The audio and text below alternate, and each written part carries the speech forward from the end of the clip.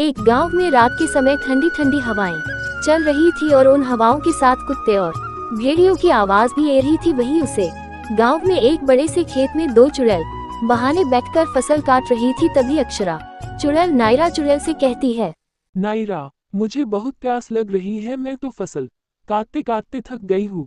वैसे भूख तो मुझे भी लग रही है। ऐसा करते हैं, थोड़ी देर इंतजार करते हैं। अगर कोई इंसान यहाँ आता है तो तुम उसका खून पीना और मैं उसका मांस खाऊंगी। इस तरह तुम अपने प्यास बुझा लेना और मैं अपनी भूख मिटा लूंगी। आखिर अक्षरा चुड़ैल और नायरा चुड़ैल वहीं खेत में किसी के आने का इंतजार करने लगते हैं। तभी कड़कनाथ से गाना गाता हुए अपने घर की तरफ जा रहा था। चांदनी रात है, रात के नशे में कोई बात है। तभी दोनों चुड़ैल बहाने उसे देख लेते हैं। अक्षरा चुड़ैल कड़कनाथ सेठ को देखकर बोलती है, अरे वह क्या बात है, आज तो बकरा खुद चल कर अपने पास आ रहा है। आज तो पार्टी होगी। कड़कनाथ से गाना गाते हुए अपनी धुन में चला जा रहा था। तभी अचानक से दोनों चुड़ैल बहनें उसके सामने आ जाती है। चुड़ैल को देखकर कड़कनाथ सेठ की पैंट गीली हो जाती है। मुझे जाने दो, मेरे दो छोटे छोटे बच्चे हैं।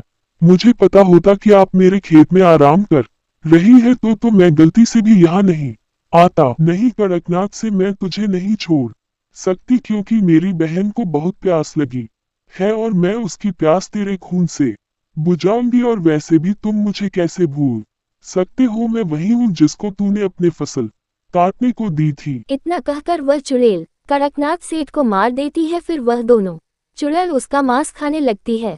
उसके बाद वो दोनों फिर से खेत में काम करने लगती है। और जैसे ही सूरज निकलने वाला होता है तभी नायरा चुड़ैल कहती है, चलो बहन, अब सुबह होने वाली है, जल्दी से यहाँ से गायब हो जाते हैं, वरना जैसे ही सूरज की रोशनी हम पर पड़ेगी वैसे ही हम जलकर मार जाएंगे।